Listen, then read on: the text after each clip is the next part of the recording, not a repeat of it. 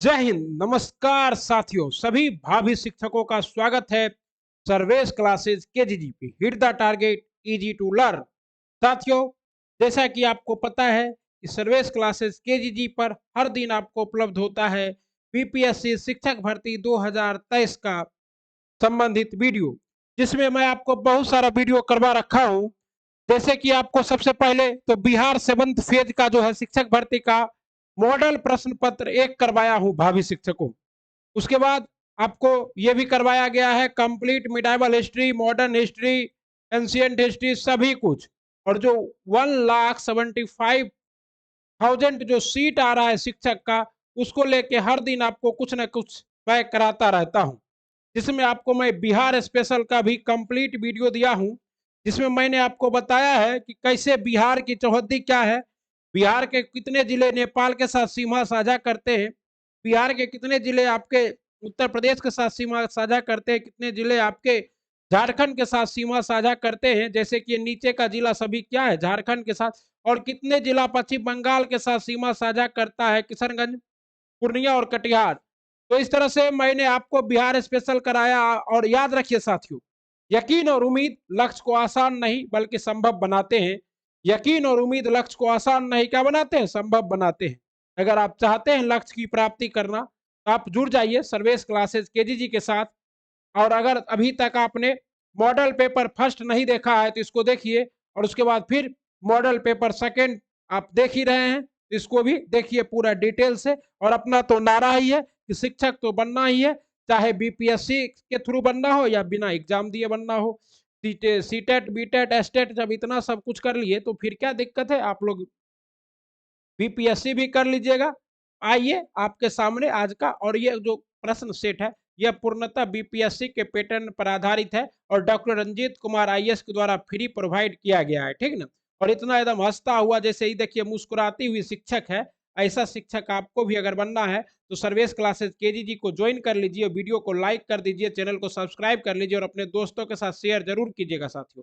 क्योंकि जो आदमी बिना ईर्ष्या के शेयर करेगा, उसी का तो क्या होगा, संसार में तरक्की होगा। आप अगर चाहते हैं कि आपका तरक्की हो, आपका रिजल्ट हो, पीआरटी, टीजीटी और पीजीटी सभी के लिए यह क्लास क्या है, रामबाण है। आइए अब स्टार्ट करते हैं बिना कोई वक्त गवाए। और इसका पीडीएफ आपको हमारे टेलीग्राम चैनल पर मिल जाएगा।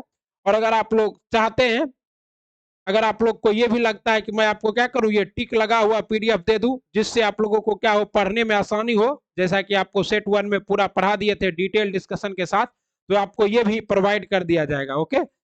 और उसके बाद आज हम लोग सेट 2 कर रहे हैं। आइए सेट 2 करते हैं, और सेट 2 को पूरा डिटेल से करवाएंगे। साथ ही साथ इसका वीडियो आपको हमारे चैनल पे मिल ही रहा है, और पीडीएफ हमारे टेलीग्राम चैनल पे मिल जाएगा। और हमारे टेलीग्राम चैनल से उनका भी लिंक मिल जाएगा जिसने इस पीडीएफ को क्या किया है, प्रोवाइड किया है। आइए स्टार्ट करते हैं आज का अपना प्यारा सवाल।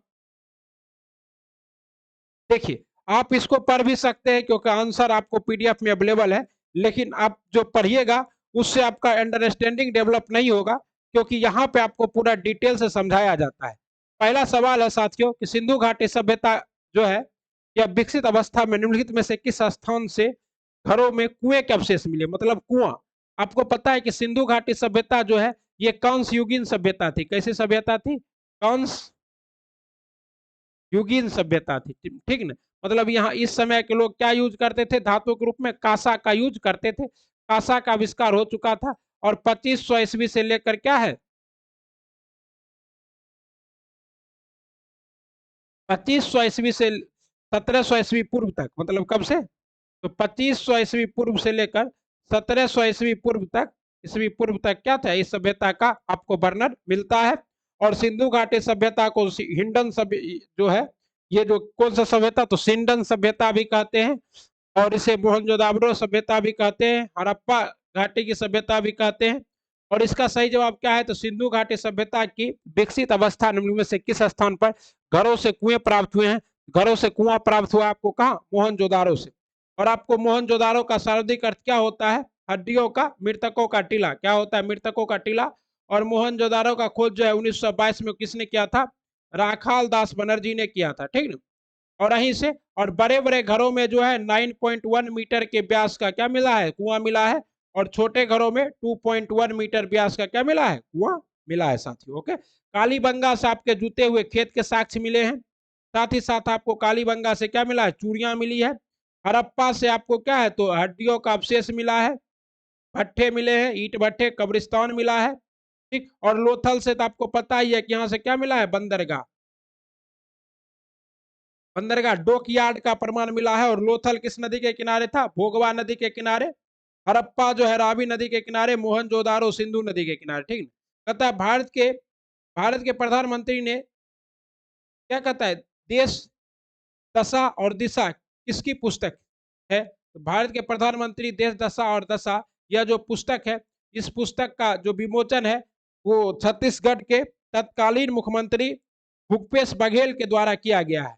और यह पुस्तक जो है आपका राशिद किदवई की है, जो कि एक प्रसिद्ध क्या है, पत्रकार हैं, और मोदी जी के काल में जो भारत का दशा है उसके बारे में लिखे। अकबर ने सर्वप्रथम वैवाहिक संबंध राजपूतों के जिस गृह से स्थापित किए वह था। देखिए, अकबर की क्या थी, राजपूत नीति स्पष्ट थी। वह राजपूतों से वैवाहिक और क्या थी, वैवाहिक संबंध बनाकर अपना रिश्ता सुधारना चाहता था। और सबसे पहले ये कछवाहों से शादी किया था, कछवाहा। और ये कछवाहा जो है, ये कौन थी, तो जिसको आप लोग जोधाबाई के नाम से जानती है, वो वीर भारमल की क्या थी, पुत्री थी। उसी से इन्होंने शादी किया था, कब, 1562 में। कब, ठीक ना, याद रखिएगा। चलिए आगे। ओके, कहता है भारत के पहले टेस्ट ट्यूब भैंस के बछड़े की नस्ल का नाम क्या है। भारत की पहले टेस्ट ट्यूब बेबी, जो कि आईवीएफ से बनाया जाता है। आईवीएफ का फुल फॉर्म क्या होता है, in vitro fertilization. In vitro fertilization. और आप लोग मूवी भी देखे होंगे, क्या चीज, गुड न्यूज, अक्षय कुमार का, तो उसमें आईवीएफ के बारे में बताया गया है। और सबसे पहला जो इस नस्ल से जो भैंस बनी है, वह भैंस है बन्नी नस्ल की। नस्ल की है, बन्नी नस्ल की है, जो कि यहाँ एग्जाम्पल में नहीं आती है। देखिए, आप लोग घबराइएगा नहीं, क्योंकि बीपीएससी के चेयरमैन महोदय ने कहा है कि हम लोग क्या करेंगे, तो हम लोग जो नया जो टीचर लोग का एग्जाम लेंगे, तो उसमें कोशिश करेंगे कि क्या रहे, मतलब ऑप्शन नंबर बी ना दे, ऑप्शन नंबर ई ना दे, सॉरी। अगर ऑप्शन नंबर ई नहीं देते हैं तो अच्छी बात है। और कल तो उनका ट्वीट भी आया है, और ट्वीट को मैं अपने टेलीग्राम चैनल पर शेयर कर दिया है, उसका हिंदी अनुवाद करके। उसमें उन्होंने कहा है कि जैसे पानी सींच कर क्या होता है, जल ऊपर से सींच कर नीचे आता है, उसी तरह शिक्षक का लेवल इतना तो होना ही चाहिए जिससे वो क्या कर सके, सींच के कहाँ पहुंच सके, नीचे की ओर छात्रों के बीच पहुंच सके। ओके, अगला सवाल आपके स्क्रीन पर होगा, आप 5वां नंबर, भारत में साइमन आयोग के बहिष्कार का मुख्य कारण क्या था। तो भारत में साइमन आयोग के बहिष्कार का मुख्य कारण आपको पता है, समय के पूर्व नियुक्ति नहीं था। वैसे नियुक्ति हुआ कब था, 1927 में। आया कब था, 1928 में। कब आया था, 28 में आया था। ठीक है, सभी सदस्य अंग्रेज थे। यही क्या था, मोस्ट इंपॉर्टेंट रीजन था, क्योंकि सभी अंग्रेज थे। और भारतीय चाहता था कि अगर भारत के विषय में कोई बात हो, भारत, तो भारत का पॉइंट व्यू जानने के लिए भारतीयों को भी शामिल किया जाए। और सभापति ब्रिटिश लिबरल पार्टी का सदस्य था, जिसका नाम क्या था, साइमन, लॉर्ड साइमन। इसलिए इस आयोग का नाम क्या हो गया, साइमन आयोग। गांधी जी का असहयोग आंदोलन, इस सब में मोस्ट इंपोर्टेंट सही जवाब क्या है आपका भी, सभी सदस्य क्या थे, अंग्रेज। और इसमें कुल कितने सदस्य थे साथियों, 7 सदस्य थे। ठीक है, और ये किस लिए आया था, तो 1919 में जो भारत शासन अधिनियम आया था 1919 में, उसी के जांच के लिए आया था। तो ये सब आपको क्या मिलेगा, डिस्कशन में नहीं मिलेगा। इसीलिए कहते हैं कि वीडियो देखिए पूरा अच्छे से। ओके, कहता है निम्नलिखित में से जिस एक शासक ने ईस्ट इंडिया कंपनी को दीवानी प्रदान किया था, ईस्ट इंडिया कंपनी को दीवानी प्रदान करने वाला शासक कौन था साथियों, ये था आपका कौन, शाह आलम द्वितीय। क्योंकि आपको पता है कि बक्सर का युद्ध कब हुआ था, 22 अक्टूबर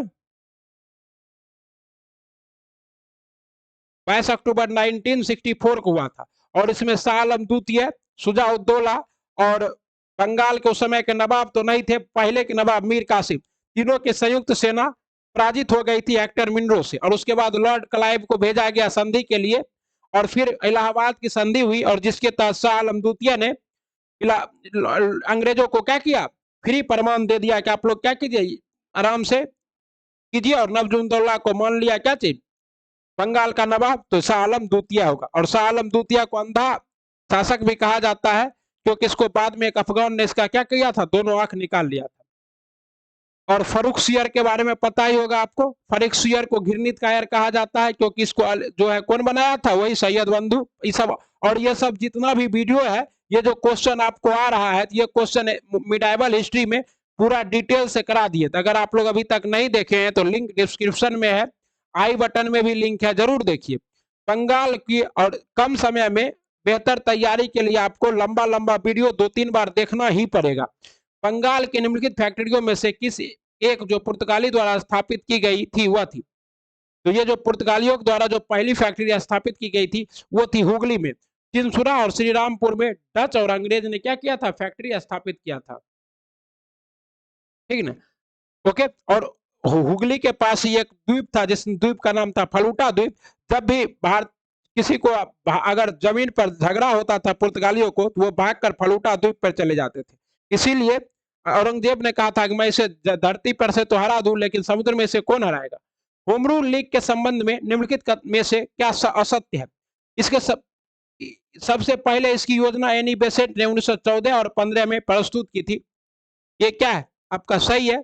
उसके बाद तिलक की home rule league Maharashtra, Karnataka, Madhya Prant एवं बरार तक सीमित थी। हाँ, होम रूल लीग से तिलक जी और एनी बेसेंट दोनों सम्मिलित थी। तिलक द्वारा स्थापित होम रूल लीग अधिक शक्तिशाली थी, ये भी सही है। तिलक और बेसेंट के मतभेद के उपरांत भी दोनों लोग लीग बनी रही, ये भी सही। ये क्या है, दोनों के अंदर कोई मतभेद था ही नहीं, तिलक और बेसेंट के अंदर कोई मतभेद नहीं था। बस वो लोग कहते थे कि कभी एनी बेसेंट कही कि तिलक ना कभी हमें अपने पास बुलाया ना मैं उनके पास गई, लेकिन दोनों का उद्देश्य सेम ही है। और दोनों का उद्देश्य क्या है आपका, तो बोला कि दोनों का उद्देश्य है कि हम लोग क्या करें, भारत में होम रूल लीग, होम मतलब क्या होता है, घर का शासन, स्वतः शासन स्थापित करे। और होम रूल लीग की स्थापना जो है ये 1916 में हुई थी, ठीक ना। और होम रूल लीग के समय ही एनी बेसेंट की ताकत इतनी बढ़ गई थी कि एनी बेसेंट को 1917 के कोलकाता अधिवेशन में क्या बनाया गया, कांग्रेस का अध्यक्ष बनाया गया। और एनी बेसेंट ने जो है दो इसी समय पत्रिका निकाली थी, कॉमनवेल्थ और न्यू इंडिया नाम से। ये सब एनी बेसेंट से संबंधित मोस्ट इंपॉर्टेंट फैक्ट है जो आपको सिर्फ सर्विस क्लासेस केजीजी पे मिल रहा है। और बाकी आप बड़े बड़े चैनलों पे चल जाइए, एक का बी दो का सी ही करा के सब आदमी निकल जाते हैं। HRMN 99, HRMN 99 किसकी एक किस्म है, यह एक प्रसिद्ध किस्म है आपकी क्या चीज,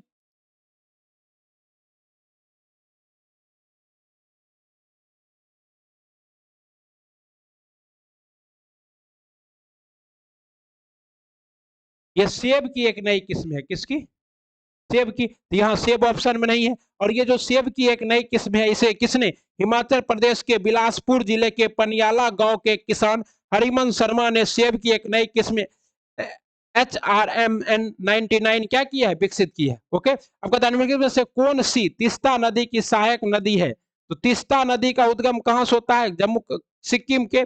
और सिक्किम के किस पहाड़ी से होता है साथियों, तो कांगसो ग्लेशियर्स होता है सिक्किम में, कांगसो ग्लेशियर्स। और ये तीस्ता नदी का विवाद किसके किसके बीच में है, तो तीस्ता नदी का विवाद है भारत और बांग्लादेश के बीच में, ठीक ना साथियों, डिस्प्यूट बना हुआ है।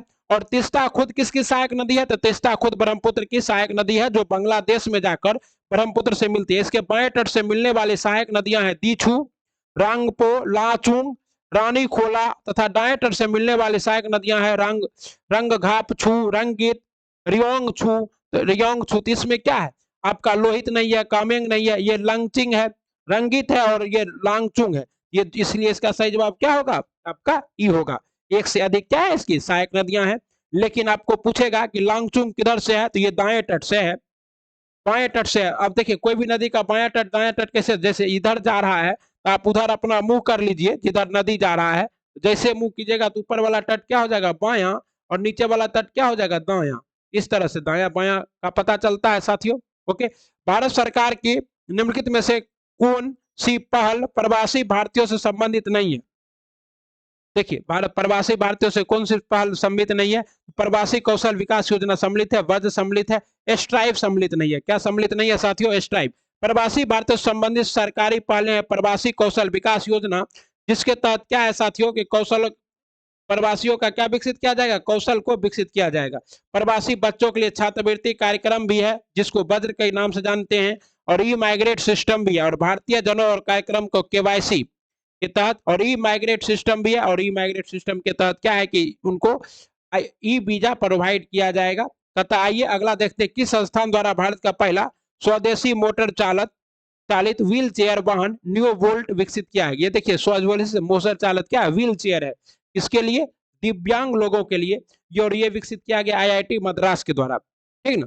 और इसका व्हील चेयर का नाम क्या है, न्यू वोल्ट, क्या नाम है, न्यू वोल्ट नाम है, ठीक ना। और ये किस पर चलती है, लिथियम आयन बैटरी पर चलती है, जो जिससे की वजह से ये लंबा चलती है और इसको चार्ज भी दिया जा सकता है। Believe belief white life and cricket taught me किसकी आत्मकथा है, तो बिलीफ जो है आपको पता ही है कि क्या किसकी आत्मकथा है, ये आत्मकथा है आपका सुरेश रैना की, और यहाँ पे सुरेश रैना जी है नहीं, तो आप लोग याद रखिएगा ये किसकी है, सुरेश रैना की आत्मकथा है बिलीफ। और कपिल देव की आत्मकथा है 83 beyond the life. Rahul Dravid और महेंद्र सिंह धोनी की आत्मकथा अभी आई शायद नहीं है। निम्नलिखित स्थानों में से, लेकिन मूवी आ गया है, निम्नलिखित स्थानों में से किस एक में राष्ट्रकूट द्वारा एलोरा पहाड़ी में निर्मित गुफा मंदिर स्थित है, तो ये जो गुफा मंदिर है ये आपका कहाँ स्थित है, तो महाराष्ट्र के औरंगाबाद में। कहाँ स्थित है, महाराष्ट्र के औरंगाबाद में स्थित है। और इस गुफा मंदिर को किसने बनाया था, तो राष्ट्रकूट शासक कृष्ण प्रथम ने बनवाया था। और सबसे इंपॉर्टेंट क्या है, तो इसमें एक ही पत्थर को ऊपर से नीचे तराशते तराशते क्या कर दिया गया, गुफा बना दिया गया है। और गुफा नंबर 17 और 18 में क्या है, हिंदू धर्म और हिंदू जैन और बुद्ध से संबंधित ये गुफा स्थल है, ठीक। कहता है मलविका अग्निमित्रम के रचयिता कौन है, तो मलविका अग्निमित्रम के रचयिता है कालिदास। और इसमें क्या किया गया है, इसमें जो चंद्रगुप्त मौर्य के बड़े भाई थे उनका और मलविका नाम की एक महिला के बीच में प्रेम प्रसंग को वर्णित किया गया। और ये किस वंश से थे, शुंग वंश के राजा अग्निमित्र तथा मलविका जो कि रानी की सेविका थी की परिणय कथा का वर्णन है कामनीयता के साथ किया गया। सूत्र को मृत कचिकम नाटक नामक नाटक की भी भारवी, ठीक ना। शूद्रक ने क्या लिखा है, तो मिक्स कटिकम नामक नाटक। भारवी ने क्या लिखा है, कैत्य अर्जुनम नामक महाकाव्य। और मुद्रा राक्षस ने तो विशाख दत्त, और देवी चंद्रगुप्तम की रचना किसने की है, विशाख दत्त ने। विशाख दत्त ने किसकी, मुद्रा राक्षस और देवी चंद्रगुप्तम की रचना की। कहता है खिजराबाद किस नगर का नाम था, खिजराबाद किस नगर का नाम था, तो ये जो है ये खिजराबाद नाम था आपका चित्तौड़ का। किसका नाम था, चित्तौड़ का नाम था खिजराबाद। 1303 में अलाउद्दीन खिलजी ने चित्तौड़ पर आक्रमण कर वहां के शासक राजा रतन सिंह को पराजित कर उस पर अधिकार कर लिया, जिस पर आप लोग पद्मावत मूवी देखे हैं। और उसके बाद चित्तौड़ का नाम बदल कर किसने, खिलजी ने, अलाउद्दीन खिलजी ने इसका नाम बदल कर क्या कर दिया, खिलजाबाद कर दिया, ठीक। और इसी पर आपका मूवी भी बना है, क्या चीज, पद्मावत। अलाउद्दीन खिलजी द्वारा प्रचलित, ये पूरा डिटेल में अलाउद्दीन खिलजी करवा दिए अपने चैनल सर्वेश क्लासेस केजीजी पे। अलाउद्दीन खिलजी द्वारा प्रचलित बाजार नियंत्रण व्यवस्था का संचालन निम्न में से किस विभाग के निर्माणाधीन था। अलाउद्दीन खिलजी जो है बाजार नियंत्रण के लिए प्रसिद्ध था, और कहता है कि बाजार नियंत्रण के लिए इन्होंने क्या किया था, एकदम पूरा एक व्यवस्था किया था, और मूल्य नियंत्रण भी किया था। तो ये क्या था, दीवाने रियासत। आपको बताए थे दीवाने अर्ज क्या था, एक सैन्य विभाग था, जो कौन बनाया था, बलबन बनाया था, सैन्य विभाग, ओके।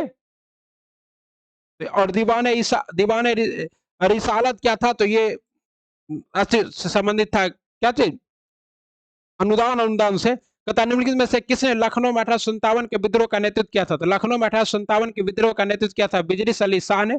और बिजरिस अली कादल, और इसकी माता जी जो थी को, इसकी माता का नाम क्या था, तो बिल्कुल सही, इनकी माता का नाम था साथियों बिजरिस अली शाह नहीं, बिजरिस कादिर होगा, ठीक है। बिजरिस बाजिद अली शाह नहीं, बाजिद अली शाह तो लखनऊ का क्या था, अंतिम नवाब था, अंतिम नवाब। हम तो आपको बोल ही रहे थे बिजरिस कादिर। और इनकी माँ जो थी बेगम हजरत महल, कौन सी, बेगम हजरत महल। इन्हीं को क्या कहा जाता है, तो महक परी भी कहा जाता है। क्या कहा जाता है, महक परी।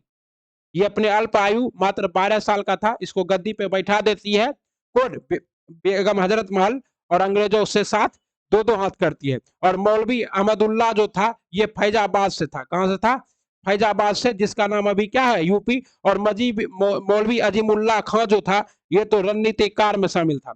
इनमें से किसको, और 1857 के विद्रोह को पूरा डिटेल में कराया है मॉडर्न हिस्ट्री के पीरियड में। आप लोग वहां जाके देखते थे, इसका जवाब क्या करते, देखते के साथ दे सकते थे। हमने वहां आपको पूरा बताया है कि बिहार से कौन था, पटना से कौन था, यूपी से कौन था, सिंधिया साथ दिया था कि नहीं दिया था, किसने क्या कहा था, निम्नलिखित में से किसको मदद ए मानसा अनुदान प्रदान किए जाते थे? मदद ए मानसा किसे प्रदान किए जाते थे साथियों? संतों और विद्वानों को मदद ए मानसा प्रदान किए जाते थे अकबर के काल में। ओके, निम्नलिखित में से किसने तबाकाते अकबरी की रचना की थी? देखिए तबाकाते और नासरी भी आपको पढ़ाए थे, और यहाँ पर क्या है आपका तबाकाते तो बदायूनी ने किसने रचना की थी? तो तारीख बदायूनी की। किसकी रचना की थी? तारीख ए बदायूनी की रचना की थी। अब्बास खां शेरवानी ने रचना की थी तारीख शेरशाही की। किसके? तो तारीख शेरशाही। ये पूरा आपको कराए हुए हैं एंशिएंट हिस्ट्री में। और निजामुद्दीन अहमद ने किसकी रचना की थी? तबकाते अकबरी की। किसकी? तबकाते अकबरी की। तो इसकी तबकाते अकबरी की रचना इसने की थी। और अबुल फजर ने क्या किया था? अकबरनामा का रचना किया था। और अकबरनामा कितने खंड में है? तो 3 खंड में है साथियों, ठीक ना। और कहता है किस युग को क्लासिकल युग कहा जाता है? तो क्लासिकल युग किस युग को कहा जाता है? गुप्त पीरियड को कहा जाता है, क्योंकि गुप्त पीरियड में ही आपका मंदिर निर्माण की प्रथा विकसित हुई, तब सर्वाधिक सोने के सिक्के छापे गए, और इसे भारतीय संस्कृति का स्वर्ण युग भी कहा जाता है। नालंदा विश्वविद्यालय का स्थापना किया था कुमार गुप्त 412 ईस्वी में। तो पूरा गुप्त पीरियड क्या है? भारतीय संस्कृति के लिए मोस्ट इंपॉर्टेंट है। सातवाहन ने क्या चलाया था? शीशे का सिक्का। सर्वप्रथम सोने का सिक्का, शुद्ध सोने का सिक्का कुषाण चलाया था। और मौर्यकालीन संस्कृति। निम्नलिखित में से कौन सा राज्य पुनर्गठन आयोग का अध्यक्ष था? राज्य पुनर्गठन आयोग का अध्यक्ष कौन था साथियों? ओके, राज्य पुनर्गठन आयोग का अध्यक्ष था फजल अली। कौन था? फजल अली था। ओके, तथा निम्नलिखित में से कौन सा कथन सही नहीं है? 23 नंबर, कौन सा कथन सही नहीं है? कथा 1905 में बंगाल विभाजन हिंदुओं और मुसलमानों में अलगाव पैदा करने के उद्देश्य से किया गया था। यह सही है। कथा मुस्लिम लीग की स्थापना 1906 में आगा खां द्वारा की गई थी। यह भी सही है। लेकिन आगा खां को किसने प्रोत्साहित किया था? तो प्रोत्साहित किया था उस समय के तत्कालीन गवर्नर जनरल लॉर्ड मिंटो ने। और लखनऊ समझौता हिंदू मुस्लिम एकता स्थापित करने के लिए दिशा में एक महत्वपूर्ण कदम थी। और कब हुआ था? 1916 में। अध्यक्षता कौन किया था? अंबिका चरण मजूमदार ने। और कहा हुआ था? लखनऊ में हुआ था, इसलिए इसका नाम क्या है? लखनऊ। और स्वदेशी आंदोलन गांधी जी ने 1905 में प्रारंभ किया था। ये गलत है। गांधी जी 1905 में कहा थे? साउथ अफ्रीका में, ठीक ना। तो स्वदेशी आंदोलन के नेता कौन थे? सुरेंद्र नाथ बनर्जी थे, ठीक ना। उसके बाद आपके दादा भाई नेहरू और थे, लेकिन गांधी जी समय भारत में थे ही नहीं। तो आपका क्या है? यही गलत है। ओके, प्राचीन संस्कृत ग्रंथ में प्राप्त अवन प्रिय शब्द घोतक था। अवन प्रिय शब्द किसका घोतक था? तो ये काली मिर्च का। यवन प्रियम प्रिय शब्द घोतक था किसका? काली मिर्च का घोतक था। ओके, कथा तालीकोटा का युद्ध। तो आपको बताए थे विजयनगर साम्राज्य का पतन इसी तालीकोटा के युद्ध में हो गया था, जिसको आप लोग राक्षसी तगड़ी के युद्ध के नाम से भी जानते हैं। और ये तालीकोटा का युद्ध कब हुआ था साथियों? तो बिल्कुल सही, 1565 ईस्वी में हुआ था। और बीजापुर सुल्तान के सभी शासक और साथ में साथ क्या थे आपके? वही विजयनगर साम्राज्य के बीच में हुआ था। ओके, अकबर ने मानसब प्रणाली का स्थापना कब की? मानसब क्या था? ये जमीन और सैनिकों को दिया जाने वाला एक सिस्टम था, जिसमें शिवाजी को कम मानसब दिया गया था। तो बाद में तो मानसब प्रणाली शुरुआत अकबर ने क्या कब की थी? 1575 ईस्वी में की थी, ठीक ना। और 1560 में अकबर ने क्या किया था? दास प्रथा का अंत किया था, दास। और 1580 में अकबर ने क्या किया था? बिहार पर आक्रमण किया था, बिहार को जीता था, ठीक ना। कहता है बिहार के किस जलप्रपात को खदर को जलप्रपात भी कहा जाता है? तो बिहार के किस जलप्रपात को खदर को? तो दुर्गावती जलप्रपात को खदर को जलप्रपात भी कहा जाता है। और यह दुर्गावती जलप्रपात कहाँ स्थित है? तो रोहतास में स्थित है। कहता है काकोलत जलप्रपात कहाँ स्थित है? तो यह नवादा में स्थित है, ठीक ना। बाकी धुआकुंड जलप्रपात कहाँ स्थित है? शायद कैमूर में स्थित है। चांदी का टाका और तांबे का जीतल प्रारंभ किया गया था। चांदी का टाका और तांबे का जीतल जो है ये प्रारंभ किया गया था इल्तुतमिश के द्वारा। इल्तुतमिश को इलबरी तुर्क था। और इल्तुतमिश को क्या कहा जाता है? इल्तुतमिश को भारत में दिल्ली सल्तनत का वास्तविक संस्थापक भी कहा जाता है। निम्नलिखित में से किसका पीछा करते हुए चंगेज खां सिंध नदी के तट पर पहुंच गया था? तो मंगमरनी का पीछा करते हुए। किसका? जलालुद्दीन मंगमरनी का। क्योंकि जलालुद्दीन मंगमरनी ने चंगेज खां के भतीजे की क्या कर दी थी? हत्या कर दी थी। ख्वारिज्म का शाह का बड़ा पुत्र जलालुद्दीन मंगमरनी भाग पर भारत आया, ठीक है। से कौन पानीपत के तृतीय युद्ध के समय पेशवा था? पानीपत का तृतीय युद्ध जो है कब हुआ था? तो 14 जनवरी 1961 को हुआ था। और इसमें क्या हुआ था कि बालाजी बाजीराव जो था, पेशवा बालाजी बाजीराव थे। कौन थे? पेशवा बालाजी बाजीराव थे। और इसमें मराठों की हार हो गई थी और जीता कौन था आपका? तो जीता था आपका,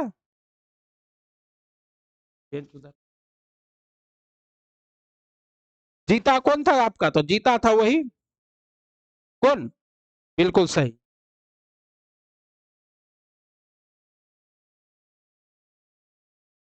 अब अगला क्वेश्चन है, कहता है चिनुक हवाएं रॉकी पर्वत के पूर्वी ढाल पर नीचे उतरती है, उनका तापमान किस दर से बढ़ता है?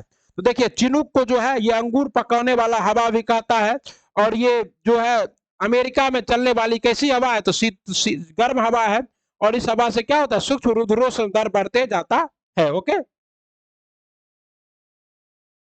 आइए, टेलीग्राफिक पठार निम्न में से किसका भाग है? तो टेलीग्राफिक पठार जो है निम्न में से उत्तरी अटलांटिक कटक का भाग है। कटक किसको कहते हैं? समुद्र में डूबे हुए भाग को क्या कहते हैं? कटक कहते हैं। निम्न में से किसका सुमेलित नहीं है? कौन सुमेलित नहीं है? अपदलम, प्याज का अपक्षय। ओके, उसके बाद ऑक्सीकरण रासायनिक अपक्षय सही सुमेलित है। हाइड्रोलाइसिस यांत्रिक अपक्षय, यही क्या है? गलत। हाइड्रोलाइसिस क्या होता है? सह रासायनिक अपक्षय होता है। क्या होता है? सह रासायनिक अपक्षय होता है, सरासायनिक अपक्षय। ओके, सरासायनिक अपक्षय। तो ये आपका सुमेलित नहीं है। कहता सूची 1 का सूची 2 के साथ सुमेलित कीजिए। नेपा नगर में क्या होता है साथियों? तो नेपा नगर में अखबारी कागज छपता है। झरिया में क्या होता है? कोयला का खनन होता है। मथुरा में क्या होता है? तेल शोधक कारखाना है। और कलपक्कम में क्या है? तो परमाणु ऊर्जा संयंत्र है। इस तरह से आपका सही जवाब क्या है साथियों? बी है। मोस्ट इंपोर्टेंट क्वेश्चन है। नेपा नगर अखबारी कागज, झरिया कोयला खनन, मथुरा तेल शोधक कारखाना। कहता निम्न में से कौन सा एक स्वच्छंद उद्योग है? तो स्वच्छंद उद्योग कौन सा है? तो ये जो है आपका इलेक्ट्रॉनिक उद्योग, ये कैसा उद्योग है? स्वच्छंद उद्योग है, ठीक ना। कहता है परबाल विरंजन परिणाम है। परबाल विरंजन किसका परिणाम है? तो बढ़ते हुए तापमान का किसका परिणाम है? बढ़ते हुए भूमंडलीय उष्मन का प्रमाण है। और प्रबाल विरंजन के दौरान क्या होता है? ये जो आपका बेरियर रीफ है, जैसे ग्रेट बैरियर रीफ है, आपका लक्षद्वीप है, ये सब का निर्माण नहीं हो पाता है। निम्न में से कौन सा सुमेलित नहीं है? दक्षिण अफ्रीका में घास के मैदान को क्या कहते हैं? वेल्ड कहते हैं, सही है। ऑस्ट्रेलिया में के घास के मैदान को डाउन्स कहते हैं, सही है। और ये कैसे घास के मैदान है? तो वेल्ड आपका शुष्क घास का मैदान है, डाउन्स आपका शीतोष्ण घास का मैदान है, ठीक है। उसके बाद आपका है अर्जेंटीना के घास के मैदान को पंपास कहते हैं। और ब्राजील के घास के मैदान को क्या कहते हैं साथियों? ब्राजील का घास का मैदान आपका, इसको सेल्वास कहते हैं। क्या कहते हैं? सेल्वास। और स्टेपीज किसको कहते हैं? यूरोप के घास के मैदान को स्टेपीज कहते हैं। तथा यह क्या है? सुमेलित नहीं है।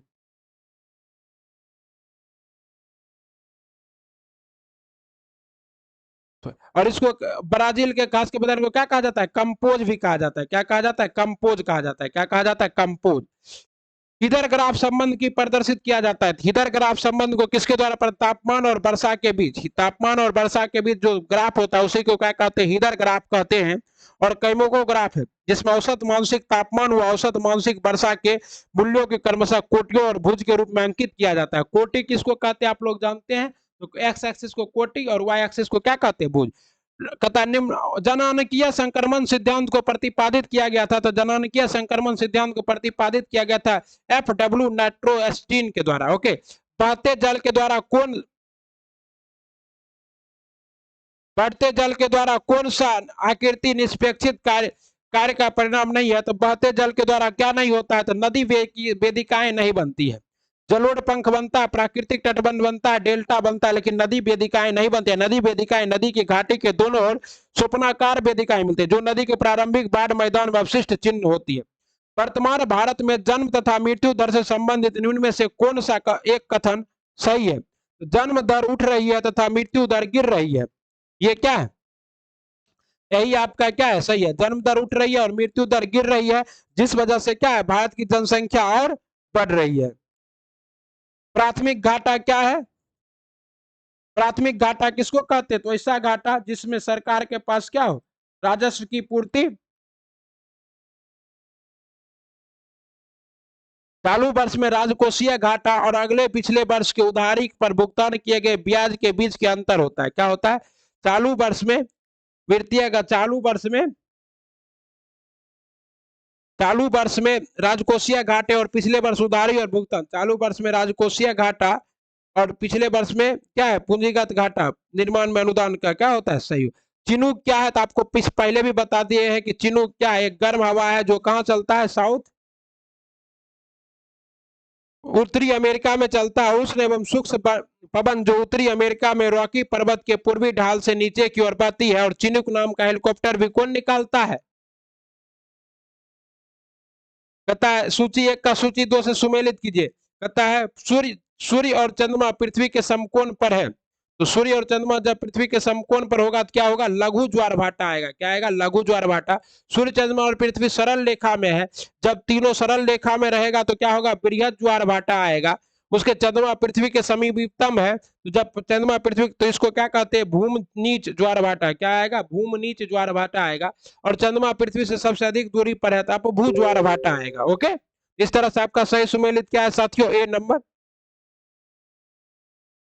बंगाल की खाड़ी में अंततः समुद्री कटक है, वह किस नाम से जानी जाती है? तो बंगाल के खाड़ी में जो समुद्री कटक है उसको हम लोग चागोस लेक्का डीवा कटक, चागोस लेक्का डीवा कटक के नाम से जानते हैं, जहां पर इसकी चौड़ाई 320 मीटर तक होती है। ठीक है ना?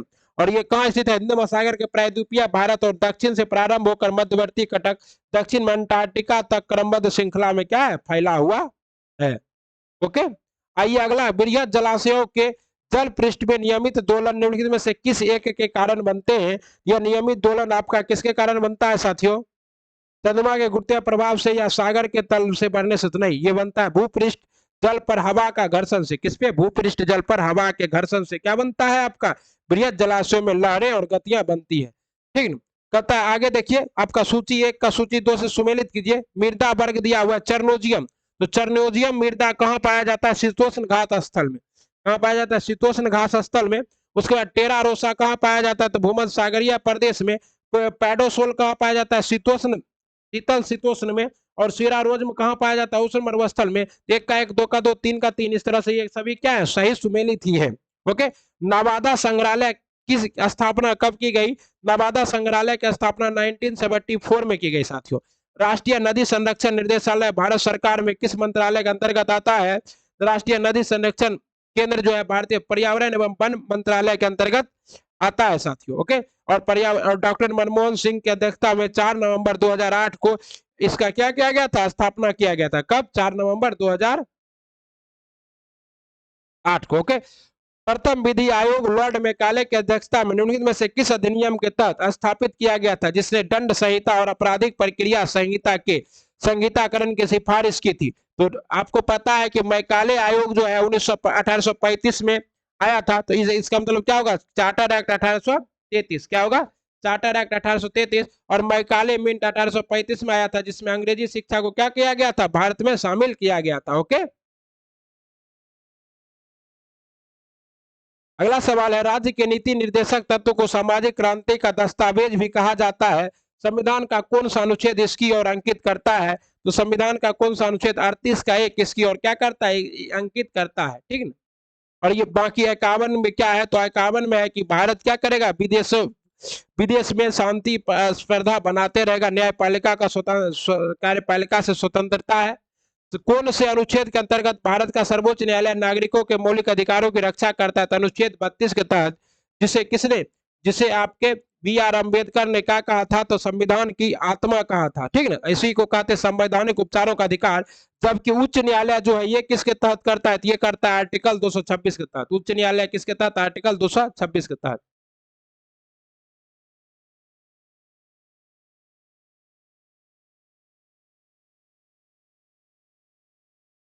सर्वाधिकारवादी राज्य परित्याग है। सर्वाधिकारी राज्य परित्याग क्या है? तो सर्वाधिकारी राज्य परित्याग है साथियों आपका क्या चीज? डी, विवेक का। किसका है? विवेक पर आधारित है। सर्वाधिकारी राज्य में बुद्धि विवेक का तिरस्कार किया जाता है। संविधान के किस संशोधन द्वारा भारत में महिलाओं के लिए ग्राम पंचायतों में 30% आरक्षण की व्यवस्था की गई? ये आपका 73वां संविधान संशोधन है, 1992 में हुआ था, जिसके द्वारा ग्राम पंचायत में 30%। और बिहार जो है, बिहार क्योंकि ग्राम ये जो पंचायत है ये किससे संबंधित है? तो राज्य सूची का विषय है, तो बिहार में यहाँ पर कितना प्रतिशत आरक्षण है? 50% आरक्षण। इनमें से कौन सा राज्य था जहां सबसे पहले पंचायती राज प्रणाली लागू की गई? तो सबसे पहले पंचायती राज प्रणाली लागू की गई थी 2 अक्टूबर 1959 को राजस्थान में, लेकिन पूर्ण रूप से लागू किया गया था कहां? आंध्र प्रदेश में 2 अक्टूबर 1961 को। ओके, ठीक। कहता है प्रजातांत्रिक विकेंद्रीकरण का सिद्धांत निर्मित किया। प्रजातांत्रिक विकेंद्रीकरण का सिद्धांत जो है ये किसके द्वारा निर्मित किया गया था? तो बलवंत राय मेहता समिति के द्वारा। और बलवंत राय मेहता समिति का ही संबंध किससे है? पंचायती राज से भी है। और ये त्रिस्तरीय मॉडल इन्हीं का दिया हुआ है, जिसमें आपका क्या है? पंचायत स्तर पे ग्राम पंचायत, फिर पंचायत सचिव, और फिर जिला स्तर पर जिला परिषद है। निम्नलिखित में से किन राज्यों को लोकसभा में समान स्थान प्राप्त है? लोकसभा में समान स्थान प्राप्त जिला राज्य कौन सा है? आंध्र प्रदेश में 25 है। ओके, पश्चिम बंगाल में कितना है? तो पश्चिम बंगाल, आंध्र प्रदेश में 25 तथा पश्चिम बंगाल में 42। तो यहाँ क्या है? 25। यहाँ कितना है? 42। गुजरात में कितना है साथियों? तो गुजरात में 26 और राजस्थान में 25। 26 और 25, ये दोनों तो होगा नहीं। आगे देखिए मध्य प्रदेश में कितना है साथियों? तो मध्य प्रदेश में है 25 और मध्य प्रदेश में है 29, और तमिलनाडु में कितना है? तो 39।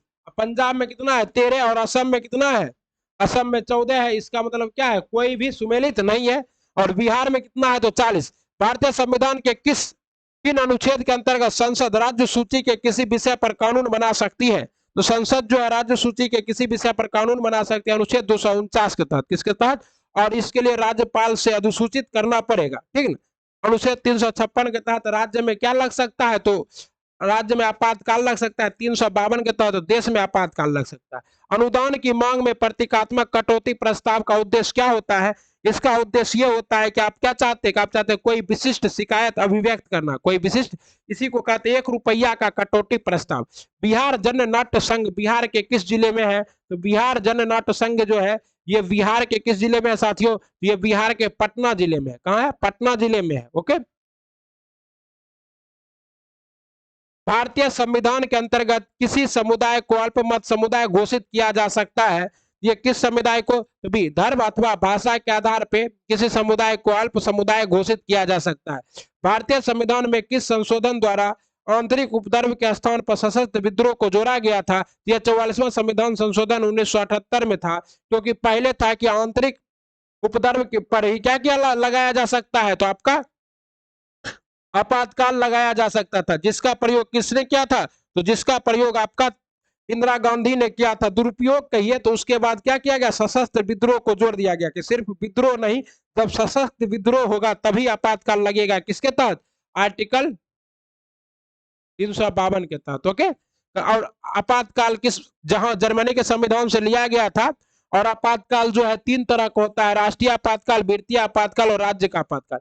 आर्थिक आयोजना एक अनिवार्य अभिलक्षण है। तो आर्थिक आयोजना एक अनिवार्य लक्षण है विकसित अर्थव्यवस्था का, द्विविध अर्थव्यवस्था का नहीं।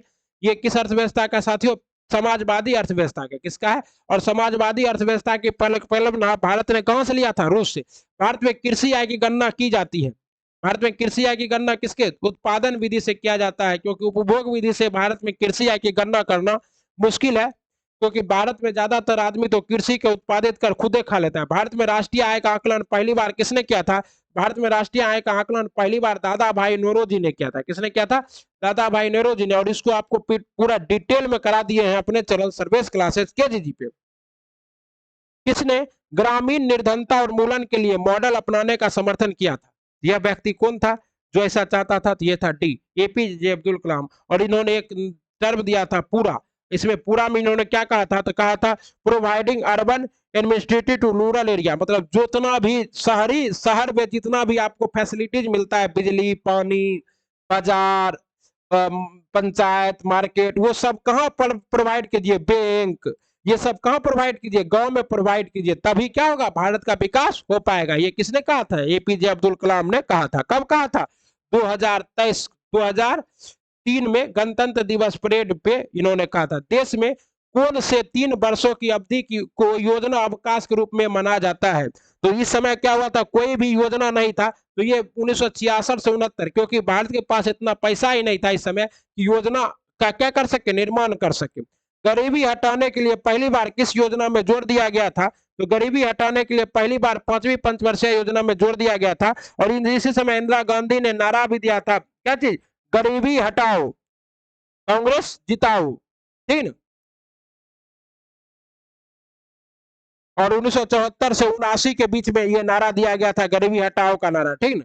तथा 69 का भारत सरकार की 5वीं प्रथम पंचवर्षीय योजना किस पर आधारित थी, तो प्रथम पंचवर्षीय योजना जो है ये अमेरिका के प्रसिद्ध पूंजी क्या थी, अर्थशास्त्री हेराल्ड, और दूसरा अर्थशास्त्री कौन था, डोमर। तो ये दोनों दो अर्थशास्त्री थे जिनके मॉडल पर आधारित था हेराल्ड एवं क्या चीज, डोमर। और द्वितीय पंचवर्षीय योजना जो है महानवालिस मॉडल के आधारित थी, 2 and 4 सेक्टर मॉडल पर आधारित थी, ठीक ना। अगला है, कहता है कौन से बैंक पहले इंपीरियल बैंक ऑफ इंडिया कहलाता था, तो पहले इंपीरियल बैंक ऑफ इंडिया के नाम से एसबीआई को जाना जाता था। लेकिन क्या किया गया कि 1921 में इसको एसबीआई के रूप में मान्यता दे दिया गया, ठीक है। 2 जून 1806 को बैंक ऑफ कलकत्ता के रूप में, 1921 में बैंक ऑफ मद्रास और 1943 में बैंक ऑफ बम्बई को मिलाकर क्या किया गया था, आपका इंपीरियल बैंक बनाया गया था। मौद्रिक और उधार नीति निम्नलिखित में से किसके द्वारा घोषित की जाती है, तो मौद्रिक और उधार नीति घोषित की जाती है भारतीय स्टेट बैंक के द्वारा। किसके द्वारा,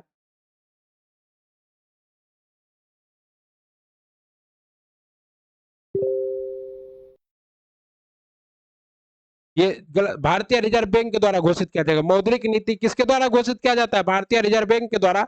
और भारतीय रिजर्व बैंक की स्थापना कब हुई थी, 1949 में। जैन दर्शन के अनुसार विश्व के निम्नलिखित में से किसके द्वारा निर्मित और संचालित है, तो जैन दर्शन के अनुसार विश्व जो है किसके द्वारा निर्मित और संचालित है, तो जैन सिद्धांतों के अनुसार ब्रह्मांड और उसके घटक आत्मा, पदार्थ, स्थान, समय और गति के संदर्भ में सदैव क्या है, मौजूद है। सभी घटक और कार्य सर्वकालिक प्रकृति नियमों द्वारा, सर्वकालिक प्रकृति नियमों द्वारा क्या है, सर्वकालिक प्रकृति नियमों द्वारा क्या है, संचालित है।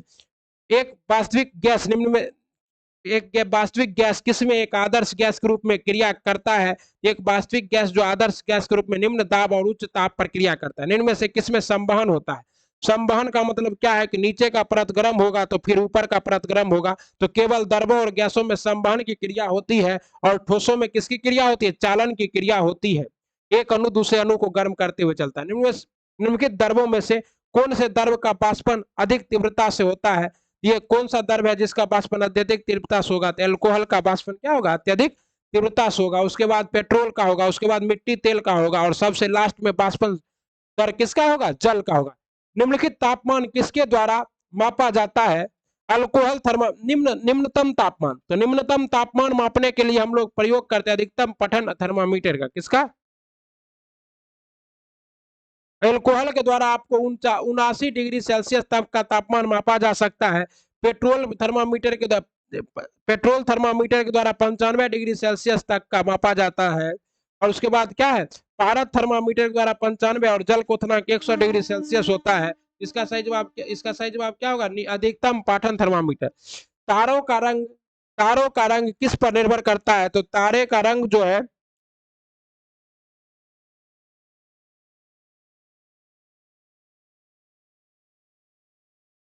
साथियों एक सेकेंड,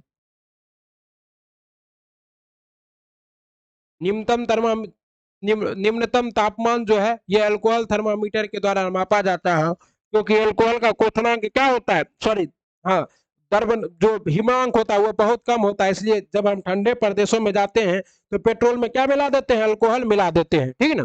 तारों का रंग किस पर निर्भर करता है साथियों, तो तारों का रंग रंग जो है उसके तापमान पर निर्भर करता है। तापमान अधिक होने पर तारे का रंग क्या होता है, बदलता रहता है। कहता है प्रकाश वोल्टीय सेल के प्रयोग से सौर ऊर्जा का रूपांतरण करने से निम्नलिखित में से किसका उत्पादन होता है, तो सौर ऊर्जा का उत्पादन करने से पहले रासायनिक ऊर्जा बनता है और फिर रासायनिक ऊर्जा क्या होता है, विद्युत ऊर्जा में परिवर्तित होता है। तो क्या है, प्रकाशीय वोल्ट सेल के प्रयोग से सौर ऊर्जा का रूपांतरण करने से निम्नलिखित में से किसका उपयोग होता है, तो विद्युत ऊर्जा का। प्रिज्म से गुजरने पर प्रकाश का कौन सा रंग सबसे अधिक विचलित होगा, देखिए जब हम लोग किसी भी प्रकाश को प्रिज्म से गुजारेंगे तो सबसे ज्यादा विचलित क्या होगा, बैगनी रंग, और सबसे कम कौन होगा, लाल रंग। ओके, क्योंकि लाल रंग का तरंग दैर्घ्य क्या होता है, अधिकतम होता है, इस वजह से लाल रंग क्या होगा, कम विचलित होगा। तरल अवस्था में पाए जाने वाली धातु है, तो तरल अवस्था में पाए जाने वाली धातु है ब्रोमीन, और धातु कौन है, तो साथियों पारा है। ओके, ठीक ना। कहता है मुद्रणालय में प्रयुक्त टाइप धातु एलॉय है। टाइप धातु किसका मिश्रण है? तो आप लोग टाइप धातु के बारे में जानते हैं, ये शीशा एंटीमनी और किसका, टीन का मिश्रण है। शीशा एंटीमनी प्लस टीन का क्या है, मिश्रण है। ओके, तो यहाँ पे आपका टीन नहीं है, इसलिए आपका वैसे तो बी जवाब होना चाहिए, ई जवाब भी हो सकता है क्योंकि यहाँ पर टीन। और शीशा कितना परसेंट होता है? 60 से 86%। एंटीमनी कितना होता है आपका? एंटीमनी होता है 11 से 30%। और टीन जो है ये 3 से 20% तक होता है। आते हैं, इसका सही जवाब क्या होना चाहिए? ई होना चाहिए। निम्न में से किस धातु का गलनांक सबसे कम है? तो सबसे कम किस धातु का गलनांक है साथियों? सी, पारद का, यानी कि पारा का, Hg का क्या है गलनांक? सबसे कम है, इसलिए यह क्या होता है? और -38.83 डिग्री सेल्सियस अवस्था पर दर में कहता है। बेयर का। ओके, अब अगला सवाल देखते हैं, क्वेश्चन नंबर 83 पे पहुंच गए हम लोग। अगर आपको वीडियो अच्छा लग रहा है, इंफॉर्मेटिव लग रहा है, तो चैनल को क्या कीजिए, सब्सक्राइब कर दीजिएगा, वीडियो को लाइक कर लीजिएगा और कमेंट जरूर कीजिएगा कि आपको कैसा लगता है। बेयर का विकर्मक क्या होता है? तो बेयर का विकर्मक है, ये क्या होता है? क्षारीय पोटासियम परमानेंट KMnO4, जिसको आप लोग कहते हैं, क्या कहते हैं? KMnO4, ठीक है ना। कहता है कांच होता है। कांच क्या है? व्हाट इज ए कांच? कांच क्या होता है साथियों? कांच होता है अतिशीतित द्रव। क्या होता है? अतिशीतित एक द्रव होता है और क्रिस्टलीय ठोस पदार्थ है। कांच बनाने के लिए प्रयोग के अनुसार कई प्रकार के प्रयोग किया जाता है, जिसमें आपको क्या, ये अतिशीतित द्रव के रूप में, ठीक।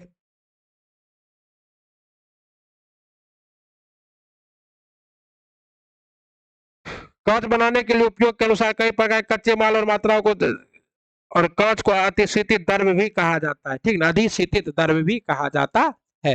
ओके, कहता है निम्न में से किसमें शीशे की मात्रा अधिक पाई जाती है? तो शीशा का मात्रा किसमें अधिक पाया जाएगा साथियों? तो शीशे की मात्रा अधिक उच्च ऑक्टेन वाले ईंधन में शीशे की मात्रा अधिक पाई जाती है। ओके, इसीलिए कहता है निम्न ऑक्टेन वाले को क्या करना है, यूज करना है, ठीक ना।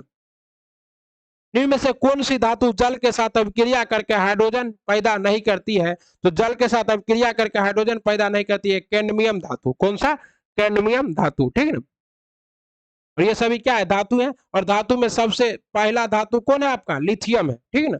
पोटासियम और सोडियम ऐसा धातु है जिसको किससे काटा जा सकता है रे? चाकू से काटा जा सकता है। इसलिए इसको किसमें डुबा कर रखते हैं? किरोसिन तेल में, किरासन तेल में डुबा कर रखते हैं, ठीक है ना। कहता आयोडीन मान का प्रयोग किसका परकलन करने के लिए किया जाता है? तो आयोडीन मान का जो है ये किसका परकलन करने के लिए किया जाता है साथियों? तो आयोडीन मान का प्रयोग जो है तेल में असंतृप्तता के परीक्षण के लिए किया जाता है, ठीक। और साथ ही साथ आयोडीन का प्रयोग आप लोग क्या करते हैं? तो किसी भी समूह में, जैसे क्या है, क्लोरोफिल प्रेजेंट है कि नहीं, उसके लिए भी आयोडीन के बूंदों का प्रयोग करते हैं। निम्न में से किसको किसी कोशिका में अचल संपत्ति माना जाता है? तो किसी कोशिका में अचल संपत्ति किसको माना जाता है? न्यूक्लिक अम्ल को। किसको माना जाता है? न्यूक्लिक। कार्बोहाइड्रेट और वसा, प्रोटीन, ये सब क्या है, कोशिका के अंदर भोजन को पहुंचाने वाले सब्सटेंस है जो हमारे खाद्य पदार्थों में उपलब्ध होते हैं। नाइट्रोजन किसका अनिवार्य घटक होता है? तो नाइट्रोजन जो है यह किसका? प्रोटीन का अनिवार्य घटक होता है। और आपको पता है कि प्रोटीन के पौधे में राइजोबियम नामक बैक्टीरिया पाया जाता है। किसमें? लेगुमिनस पौधे में, दलहन के पौधे में, जो क्या करता है, वायुमंडलीय नाइट्रोजन को नाइट्रेट में बदलकर पौधे को देता है। आइए सूची मिलान करते हैं। सबसे इंपॉर्टेंट है विटामिन B1 को क्या कहते हैं साथियों? तो विटामिन B1 को कहते हैं थायमिन। विटामिन B2 को क्या कहते हैं? राइबोफ्लोमिन। विटामिन B6 को क्या कहते हैं? पैराडॉक्सिन। क्या कहते हैं? पैराडॉक्सिन कहते हैं। और विटामिन B12 को साइनोकोबालामिन कहते हैं। इस तरह से आपका सही जवाब क्या है साथियों? डी है। क्या है? डी है। विटामिन डी अनिवार्य है, तो विटामिन डी ऑस्टियोराइथिस से बचने के लिए, क्या है, ऑस्टियोराइथिस से बचने के लिए भी तो अनिवार्य है। उसके बाद क्या, भोजन में मैग्नीशियम के अन्वेषण के लिए, भोजन में कैल्शियम अन्वेषण के लिए, मजबूत तथा स्वस्थ हड्डियां बनाने के लिए। और विटामिन डी एकमात्र ऐसा विटामिन है जो कहां से मिलता है? सूर्य के प्रकाश से मिलता है, समझा। औषधियों और उनके कार्य का अध्ययन क्या कहलाता है? औषधियों और उनके कार्य का अध्ययन कहलाता है आपका औषधि प्रभाव विज्ञान। क्या कहलाता है? औषधि प्रभाव विज्ञान। इसको आप लोग हिंदी में कहते हैं फार्मालॉजी। क्या कहते हैं? फार्मालॉजी। और फार्मासिस्ट, औषधियों के बारे में पढ़ने वाले को क्या कहते हैं? फार्मासिस्ट। और इस विज्ञान को कहते हैं फार्मालॉजी। तंबाकू में निम्न में से क्या होता है? तो तंबाकू में निकोटीन होता है। और इसी निकोटीन की वजह से जो आदमी तंबाकू खाता है तंबाकू उसको क्या हो जाता है, कैंसर हो जाता है। क्या हो जाता है? हाँ। लोहे की कमी से कौन सा रोग उत्पन्न होता है? तो लोहे की कमी से जो रोग उत्पन्न होता है वो है आपका क्या चीज यहाँ पे देखिए नहीं दिया हुआ है, तो ये ई होगा। लोहे की कमी से एनीमिया रोग होता है। क्या होता है? लोहे की कमी से एनीमिया रोग होता है। और ग्वाइटर रोग जो है ये थायराइड ग्रंथि, थायराइड की कमी से होता है। लेकिन लोहे के, और ये अप्रत्यक्ष रूप से ये जुड़ा हुआ है, इसलिए आप लोग ग्वाइटर भी मार सकते हैं। लेकिन अगर एनीमिया नहीं है तो आप लोग ये भी मारिए। मानव शरीर में संक्रमण को रोकने में मदद करने वाला विटामिन है। तो संक्रमण से रोकने में, जब आप लोगों को कोरोना हुआ था तो कौन सा विटामिन पीते थे? बिल्कुल सही, संक्रमण से रोकने वाला विटामिन हम लोगों को क्या है? विटामिन,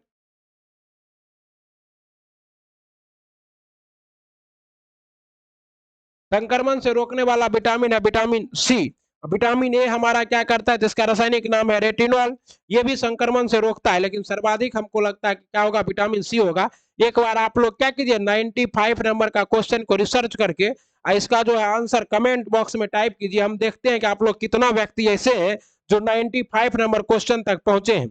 और विटामिन डी को कैल्सीफेरॉल कहते हैं। विटामिन बी में थायमीन है, बेरी बेरी नामक बीमारी होती है। विटामिन ए की कमी से आपका क्या होता है, रोतौंधी होता है, ये सब बताए होंगे। विटामिन ई विशेषता किसके लिए महत्वपूर्ण है? दांतों के विकास के लिए, कार्बोहाइड्रेट, लिंग ग्रंथियों में सामान्य क्रिया के लिए। कहते हैं विटामिन ई की कमी से व्यक्तियों में क्या हो सकता है साथियों? व्यक्तियों में नपुंसकता आ सकती है। विटामिन ई की कमी से व्यक्तियों में क्या आ सकती है? नपुंसकता आ सकती है। उपकला उत्तकों के समान स्वास्थ्य के लिए भी जरूरी है, एपिथेलियमी के लिए। लेकिन हमको लगता है लिंग ग्रंथियों के समान क्रिया के लिए भी जरूरी है। दादा साहेब फाल्के ने किस वर्ष अपनी पहली फीचर फिल्म को तैयार की थी? तो दादा साहेब फाल्के ने पहली बार अपनी फीचर फिल्म की शुरुआत कब की थी? डी 1913 में की थी। और इनकी पहली फीचर फिल्म क्या थी? राजा हरिश्चंद्र, जो कि एक मूक फिल्म थी। इनमें से नृत्य का शास्त्रीय रूप कौन सा है? तो मणिपुरी एक क्या है? शास्त्रीय नृत्य है मणिपुरी। और कहाँ का है? मणिपुर का है, ठीक ना। जबकि शेष अर्ण नृत्य क्या है? लोक नृत्य है। ये सभी क्या है आपके? लोक नृत्य है, ठीक है ना। कहता है प्रसिद्ध उपन्यास प्राइड एंड प्रिजुडाइस किसने लिखा? तो प्रसिद्ध उपन्यास प्राइड एंड प्रिजुडाइस के लेखक है जॉन ऑस्टिन। कौन है? जॉन ऑस्टिन है, ठीक ना। और इसका प्रकाशन कब किया गया था? तो 1813 ईस्वी में किया गया था। ओके। कहता है 1994 पुस्तक के लेखक कौन है? 1994 पुस्तक के लेखक हैं आपके कौन? जॉन ऑरेवले। कौन है? जॉन ऑरेवले है, ठीक ना। कहता है कण्व वंश की राजधानी कहाँ थी? अब देखिए आपको बिहार संबंधित महत्वपूर्ण प्रश्न आ गया। तो कण्व वंश की राजधानी कहाँ थी? पाटलिपुत्रा। कहाँ थी? पाटलिपुत्रा थी कण्व वंश की राजधानी। और इसकी हत्या किसने?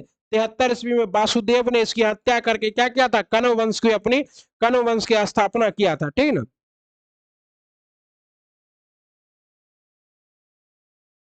आइए अब हम लोग शतक लगा दिए हैं। कहता नालंदा विश्वविद्यालय किस लिए प्रसिद्ध था? तो बौद्ध धर्म दर्शन के लिए प्रसिद्ध था। किस लिए प्रसिद्ध था? बौद्ध धर्म दर्शन के लिए प्रसिद्ध था। और नालंदा विश्वविद्यालय की स्थापना किसने की थी? कुमार गुप्त ने की थी। 514 से लेकर 414 से लेकर कुमार गुप्त जो है 414 ईस्वी में इसकी स्थापना की थी, ठीक है। किस विद्वान ने चंद्रगुप्त मौर्य के राजप्रसाद के बारे में कहा? इसकी शान शौकत क्या है? इसकी शान शौकत, शौकत जो है शौकत का मुकाबला ना तो सूसा और ना ही एक वेतना कर सकते हैं। यह प्रसिद्ध कथन जो है ये किसका है? एरियन का है। किसका है? एरियन का है। और फाहियान ने जो है ये क्या किया था? तो ये चीनी यात्री था, मेगास्थनीज, तो इसके राज दरबार में रहता था। और इसने पुस्तक लिखी थी, क्या चीज? इंडिका। क्या लिखी थी? इंडिका लिखी थी, ठीक ना। और ये जो है दरबार राजप्रसाद मतलब क्या होता है? लकड़ी का महल। क्या होता है? लकड़ी का महल। और कहाँ स्थित था ये? कुम्हरार में। कुम्हरार पार्क आप लोग जाइएगा तो थोड़ा बहुत मिल जाएगा पटना में। राष्ट्रपति के नाम से किए गए और निष्पादित किए गए आदेश और सैन्य दस्तखत इस तरह से प्रमाणित किए जाएंगे जैसा कि उनके द्वारा नियमों में निर्दिष्ट किया जा सकता है। यह किसके द्वारा? आर्टिकल 77 में यह प्रावधान है कि भारत के राष्ट्रपति के द्वारा किया जाएगा सरकार के कार्य का संचालन के लिए। किसके लिए? सरकार के कार्य। राजा मान सिंह को बिहार प्रांत का प्रांतपति गवर्नर कब नियुक्त किया गया था? तो राजा को जो है बिहार प्रांत का प्रांतपति जो है अकबर के द्वारा नियुक्त किया गया था। कब किया गया था अकबर के द्वारा नियुक्त? 1587 ईस्वी में किया गया था। 1500 ठीक है ना। राजा मान सिंह के बारे में आप लोग जानते ही हैं कि राजा मान सिंह क्या थे, अकबर के सेनापति भी रह चुके थे। बिहार में वर्तमान पटना कॉलेज की उत्तरी इमारत डच फैक्ट्री थी। वर्तमान गुलजार बाग स्थित गवर्नमेंट प्रिंटिंग प्रेस क्या थी, तो गवर्नमेंट प्रिंटिंग प्रेस जो है ये अंग्रेजी फैक्ट्री थी। क्या थी, अंग्रेज फैक्ट्री थी। ठीक, नए सुगमता मानकों के लिए मसौदा दिशा निर्देश निम्नलिखित में से किस मंत्रालय द्वारा जारी किए गए हैं, ये जारी किया गया आपका किसके द्वारा, सूचना एवं प्रसारण मंत्रालय के द्वारा। और यहाँ पर सूचना और प्रसारण मंत्रालय ऑप्शन में नहीं है, इसलिए सही जवाब क्या होगा आपका, ई होगा। ओके, अगला सवाल है, राष्ट्रपति को अपना पद ग्रहण करने से पहले भारत के मुख्य न्यायाधीश के समक्ष शपथ या प्रतिज्ञा लेनी होती है। शपथ में निम्न में से कौन से कथन शामिल नहीं है, शपथ में निम्न में से कौन सा कथन शामिल नहीं होता है, तो डी, बिना किसी भय या पक्षपात, मनोवेग या दुर्भावना के संविधान और कानून के अनुसार सभी लोगों के अधिकारों का क्या करेंगे, सम्मान करेंगे। नहीं, क्योंकि राष्ट्रपति जो है संविधान की रक्षा का शपथ लेता है, वो किसी आदमी के सेवा का शपथ नहीं लेता है। पद का ईमानदारी से निष्पादन करना, भारत के लोगों की सेवा और भलाई की खुद को समर्पित करना और संविधान और कानून की रक्षा और संरक्षण और बचाव करना, ये राष्ट्रपति के शपथ के क्या है, तत्व हैं। भारत के किस राज्य में सबसे पहले जमींदारी उन्मूलन कानून बना, तो सबसे पहले जमींदारी उन्मूलन कानून कहाँ बना था, बिहार में बना था। क्योंकि सर्वाधिक जमींदार कहाँ थे, बिहार में। बिहार में पहली बार राष्ट्रपति शासन कब लगाया गया था, बिहार में पहली बार राष्ट्रपति शासन 29 जून 1968 को लगाया गया था। कब, 29 जून 1968 को लगाया गया था। और उस समय बिहार के राज्यपाल कौन थे, तो नित्यानंद कानूनगो थे। ठीक ना। और ये कब तक चला था, 8 महीने तक चला था, और 26 फरवरी 1969 को समाप्त किया गया था। इस समय मुख्यमंत्री कौन थे, तो इस समय मुख्यमंत्री थे भोला पासवान शास्त्री। कौन थे, भोला पासवान शास्त्री जी थे। और ये भोला पासवान शास्त्री जो है ये प्रथम क्या थे, दलित मुख्यमंत्री थे। ठीक है ना। और राज्यपाल कौन थे, नित्यानंद कानूनगो थे। ठीक है ना। आइए, और अभी तक बिहार में कुल कितने बार राष्ट्रपति शासन लग चुका है, तो 8 बार लग चुका है। ठीक ना। कहता है बिहार का क्षेत्रफल कितना है, तो 94,163 वर्ग किलोमीटर है। 67th बीपीएससी में क्या हुआ, ये सवाल पूछा गया है। बिहार की सबसे ऊंची पहाड़ी सोमेश्वर की पहाड़ी की ऊंचाई कितनी है, तो बिहार की सबसे ऊंची पहाड़ी सोमेश्वर की पहाड़ी की ऊंचाई है साथियों 879.4 मीटर। और ये किसका भाग है, तो विंध्यन का भाग है। कहाँ स्थित है, पश्चिम चंपारण जिले में स्थित है। ओके, कहता है बिहार कितने देशांतर तक स्थित है, तो आपको बिहार स्पेशल में देखिए दिखाते हैं आपको। ये जो आपको बिहार स्पेशल करवाए थे, बिहार स्पेशल, इसमें ये सब जितना भी क्वेश्चन अभी आ रहा है, ये सारा क्वेश्चन आपको करवा दिए हैं। अगर आपने अभी तक बिहार स्पेशल नहीं किया है तो करिए जरूर, अभी क्या होगा आपसे बनेगा। तो इसका सही जवाब है 83 डिग्री 19 मिनट 50 सेकंड से 88 डिग्री 17 मिनट 40। गंगा का उत्तरी मैदान बिहार के कितने क्षेत्रफल में विस्तृत है, गंगा का उत्तरी मैदान बिहार के 12 जिले में विस्तृत है। और आपको बताए भी थे सभी जिलों के बारे में। और सबसे लंबा जो है गंगा कहाँ बहती है, तो सबसे लंबा गंगा जो है ये कहाँ, पटना में बहती है। कहाँ बहती है, पटना में बहती है। 114 नंबर का क्वेश्चन का ऑप्शन कहाँ है,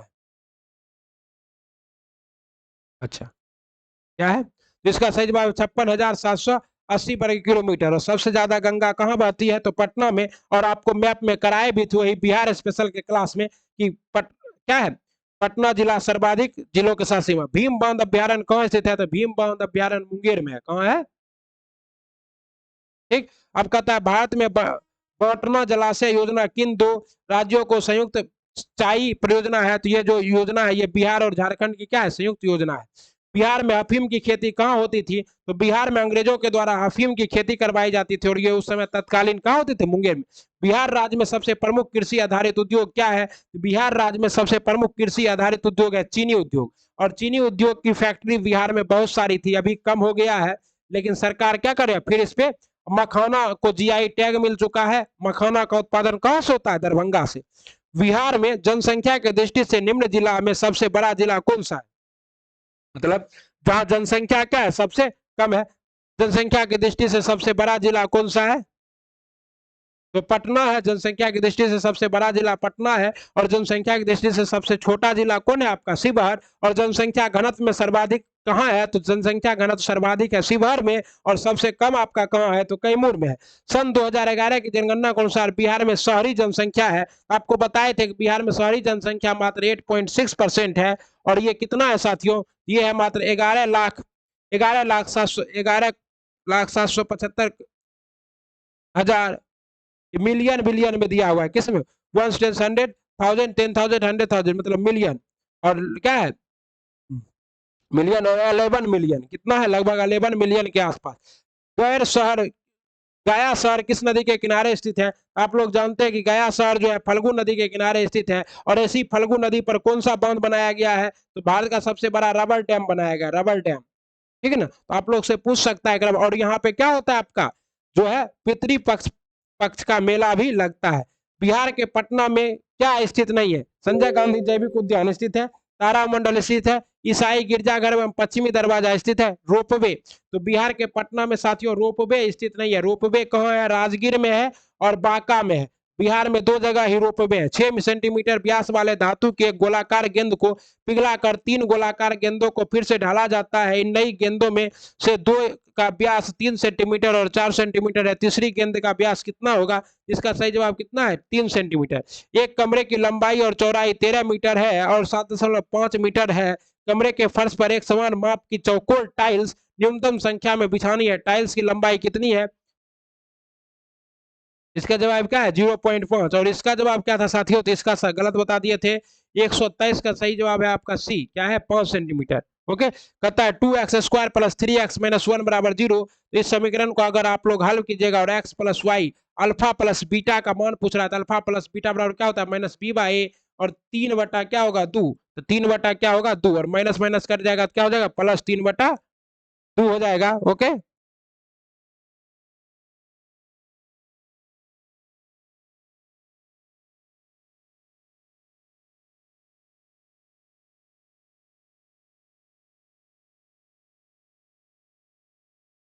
वर्ष 2007 का कैलेंडर कब दोहराया जाएगा? तो वर्ष 2007 का कैलेंडर कब दोहराया जाएगा साथियों? 2018 में दोहराया जाएगा। ठीक ना? बढ़ते क्रम में लिखिए। यहाँ आपको 1/3 है, 7/23 है, और उसके बाद 2/7 है, और उसके बाद 5 बटा क्या है? 14 है। तो सबसे छोटा इस दोनों में देख लेंगे तो क्या होगा? इस दोनों में ई हो जाएगा छोटा, फिर ई बड़ा है, फिर इस दोनों में देख लेंगे तो क्या हो जाएगा? फिर ई बड़ा हो जाएगा, ई छोटा, ई क्या हो जाएगा? बड़ा हो जाएगा, ई छोटा हो जाएगा। क्योंकि यहाँ क्या था ना, 23 दूना 46 ही आएगा और यहाँ 49 आ जाएगा। तो ये बड़ा है। और फिर क्या है? 14 और 15 में कौन बड़ा है साथियों? तो 7 × 5 = 35 और 14 दूना 28। तो ये बड़ा है। इस तरह से आप क्या कर दे, बड़ा छोटा का क्रॉस मल्टीप्लिकेशन करके आप सही जवाब निकालिएगा। तो इसका सही जवाब क्या आएगा? बी आएगा। 2/7 क्या है? सबसे छोटा है। ओके, या आप लोग एलसीएम मेथड का भी प्रयोग कर सकते हैं साथियों इसको बनाने के लिए। कहता है DRU द्राउट शब्द के अक्षर कितने प्रकार के क्रमबद्ध किए जा सकते हैं अगर स्वरों को हमेशा एक साथ रखा जाए? इसे कितने प्रकार से संबंधित किया जा सकता है? तो 1440 प्रकार से सम्मिलित किया जा सकता है। ओके, एक निश्चित राशि में 1/3 हिस्सा 3% पर, 1/6 हिस्सा 6% और शेष 8% पर निवेश किया जाता है। इन सभी निवेश से 3 वर्ष में मिलने वाला ब्याज 600 रुपया है। तो मूल राशि का पता लगाइए। तो मूल राशि का पता क्या होगा साथियों? सी होगा। आप लोग ये सब बनाइएगा। प्रत्येक कमीज की लागत 1,000 रुपया है और उसे 2,000 रुपये में बेचा गया। 13 कमीज के सौदे में मुनाफे का प्रतिशत कितना है? हर कमीज पे 50% का क्या हो रहा है? मुनाफा हो रहा है। तो टोटल कितना मुनाफा हो जाएगा साथियों? 100% का। क्योंकि कितना? 13 कमीज बेचा गया, 13,000 में 26,000 रुपया आ गया। तो डबल मुनाफा हो गया। 13 का 13 13 13 दूना 26, यानी कि 100% मुनाफा। अगर एक कमीज होता तो भी 100% और 13 कमीज है तो भी 100%। कहता है प्रथम संख्या का अनुपात 1/2 दूसरी संख्या के 0.5 के बराबर है। दूसरी संख्या और प्रथम संख्या के बीच का अनुपात कितना होगा? इसका अनुपात कितना होगा? 2:1 होगा। निम्नलिखित संख्याओं का प्रश्न 10 है, 13 है, 10 के बाद 3 जोड़े, 3 के बाद 5, 5 के बाद 7, 7 के बाद कितना? 9। इस तरह से जोड़े जोड़े जा रहे हैं। तब 9 के बाद क्या जोड़ेंगे? 11 है। तो 35 11 कितना हो जाएगा? ओके, तो 35 11 कितना हो जाएगा? यहाँ तो है नहीं, तो सॉरी, यहाँ पर 3 जोड़े, 3 के बाद क्या जोड़े? 5 4 4 जोड़े, 4 के बाद क्या जोड़े? 7 जोड़े, 7 के बाद 11, 11 के बाद 18 जोड़ेंगे। तो 18 जोड़ेंगे कितना हो जाएगा? 53 हो जाएगा। कितना हो जाएगा? 53। भारत के किस वर्ष तक रेबीज का उन्मूलन करने के उद्देश्य से राष्ट्रीय कार्य योजना का अनावरण क्या है? ये आपका 2030 तक। कब तक? 2030 तक। यहाँ ऑप्शन में नहीं है, इसलिए आपका सही जवाब क्या होगा? ई होगा। ओके, उसके बाद देखिए, निम्नलिखित में से किसे 56वीं ज्ञानपीठ पुरस्कार से सम्मानित किया गया है? तो 56वीं ज्ञानपीठ पुरस्कार से किसे सम्मानित किया गया है साथियों? 2021-22 के लिए क्रमशः 56वें और 67वें ज्ञानपीठ असमिया साहित्यकार नीलमणि फूकन को दिया गया है। नीलमणि फूकन है। और 56वां ज्ञानपीठ पुरस्कार किसे दिया गया? नीलमणि फूकन को दिया गया है। और कोंकण के साहित्यकार दामोदर मुखर्जी को भी दिया गया है। ये दोनों को दिया गया है, इसलिए आपका सही जवाब क्या होगा? ई होगा। किस देश ने अपने आप को साल 2027 तक धूम्रपान मुक्त देश बनाने की घोषणा की है? ये अपना क्या कौन सा देश होगा? ये साथियों, धूम्रपान से होने वाले मौतों को लेकर कई बार सवाल खड़े किए गए। लोग अक्सर सरकारों से तत्काल प्रभाव में धूम्रपान पर प्रतिबंध लगाने की मांग करते हैं। लोगों की मांग को ध्यान में रखते हुए हाल ही में न्यूजीलैंड सरकार ने ऐलान किया है वो साल 2027 तक क्या करेंगे? खुद को धूम्रपान मुक्त घोषित कर लेंगे। कौन? तो न्यूजीलैंड। और यहाँ न्यूजीलैंड ऑप्शन में नहीं है, इसलिए सही जवाब क्या होगा? ई होगा। तथा international institute for democracy and electoral assistant क्या है? ये आपका क्या है? एक अंतर सरकारी संगठन है। क्या है? अंतर सरकारी संगठन है। कहता है सी इज ए चेंज मेकर। किसकी किससे संबंधित है? सी इज ए चेंज मेकर। यह एक प्रसिद्ध पुस्तक है जो आपका महिला में नेतृत्व कौशल विकसित करने के लिए पहल प्रसंग। पुनीत सागर अभियान भारत में निम्नलिखित में से किसके द्वारा चलाया जा रहा है? तो पुनीत सागर अभियान किसके द्वारा चलाया जा रहा है? एनसीसी कैडेटों द्वारा। किसके द्वारा? एनसीसी कैडेटों द्वारा चलाया जा रहा है। निम्न में से किस नेशनल पार्क में तेंदुआ और हाइना को कॉलर आईडी लगाया जाने का निर्णय लिया गया? कॉलर आईडी का मतलब क्या है? जैसे चीतों को कॉलर आईडी लगाया गया था, तो जब चीता मरा तो पता था। ये कूनो पॉपुलर नेशनल पार्क, और कूनो नेशनल पार्क का मध्य प्रदेश में, यहीं पर चीता छोड़ा गया है। भारत की पहली और दुनिया की सबसे बड़ी हरित हाइड्रोजन आधारित ऊर्जा भंडारण परियोजना निम्नलिखित में से कहाँ स्थापित है? यह परियोजना कहाँ स्थापित है साथियों? यह परियोजना स्थापित है बी में, विशाखापट्टनम के पास सह्याद्री में। भारत में ब्रिटिश शासन के दौरान हुए आदिवासी विद्रोह में अल्लूरी सीताराम राजू और कोमाराम भीम का नाम निम्नलिखित में से किस विद्रोह के साथ जुड़ा है? ये रंपा विद्रोह के साथ जुड़ा हुआ है। और आदिवासी विद्रोह में ये पूरा डिटेल से आपको करा दिए हैं, रंपा विद्रोह। और इसी पर मूवी भी बना है RRR। आप लोग देखे होंगे RRR, NTR और रामचरण तेजा का। लीना नायर है। लीना नायर क्या है साथियों? नीला नायर जो है ये फ्रेंच कंपनी चैनल की क्या है? ग्लोबल CEO है। ओके, अब आइए क्या है 143 नंबर क्वेश्चन। किस देश की सरकार ने ऑक्टोपस, क्रैब और लॉबस्टर को संवेदनशील जीव घोषित किया है? यह किस देश की सरकार है? तो हाल ही में यूनाइटेड किंगडम, यूके की सरकार है। और यहाँ यूके ऑप्शन में नहीं है, इसलिए जवाब क्या होगा? ई होगा। कहता है कित्था सिचारम क्या है? कित्था सिचारम क्या है? ये क्या है?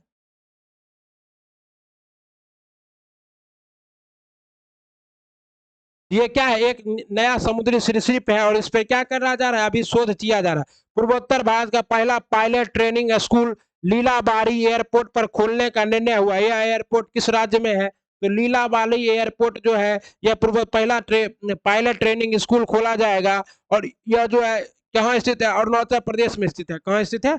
अरुणाचल प्रदेश में है। और जनवरी 2022 तक बोला था कि क्रियाशील हो जाएगा, लेकिन अभी क्रियाशील नहीं हुआ है। बारबाडोस कहाँ स्थित है? तो बारबाडोस एक देश है। और ये बारबाडोस जो देश है ये कहाँ स्थित है साथियों? ये स्थित है आपका दक्षिण पूर्वी कैरेबियाई सागर में। ओके, पता है पावर योजना को निम्नलिखित में से किसके द्वारा शुरू किया गया था? तो पावर योजना को जो है ये किसके द्वारा शुरू किया गया था साथियों? तो विज्ञान और इंजीनियरिंग अनुसंधान बोर्ड के द्वारा क्या किया गया था? शुरू किया गया था। नीति आयोग के किस देश के साथ साझेदारी से SDG शहरी सूचकांक और डैशबोर्ड जारी करता है? तो नीति आयोग जो है ऐसा किसके साथ जारी करता है साथियों?